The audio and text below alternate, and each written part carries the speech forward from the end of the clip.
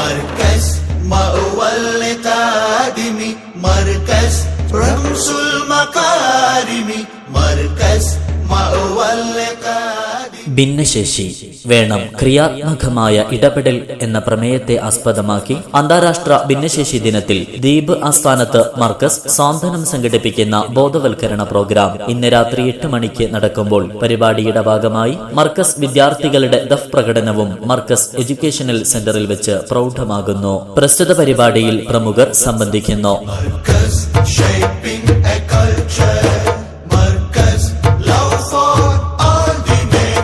Social welfare tribal affairs director mister Piyush Mundi ഡാനിക്സിന്റെ അധ്യക്ഷതയിൽ additional district magistrate mister Shivam Chandra IAS പരിപാടിയുടെ ഔപചാരികമായ ഉദ്ഘാടന കർമ്മം നിർവഹിക്കും.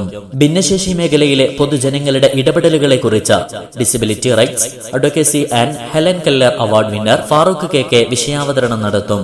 അന്താരാഷ്ട്ര മനഃശാസ്ത്ര പരിശീലകനും കൗൺസിലറും എഴുത്തുകാരനുമായ ഡോക്ടർ സലാം ഓമശ്ശേരി ക്ലാസിന് നേതൃത്വവും നൽകും. പരിപാടിക്ക് കൂടുതൽ മാറ്റുകൂട്ടി കവരത്തി മർക്കസ് വിദ്യാർത്ഥികളുടെ കണ്ണഞ്ചിപ്പിക്കുന്ന ദഫ് പ്രോഗ്രാമും ഹൃദയാന്തരങ്ങൾ കവരും. പരിപാടിയിലേക്ക് നിങ്ങളെ സ്നേഹപൂർവ്വം ക്ഷണിക്കുന്നു, സ്വാഗതം ചെയ്യുന്നു.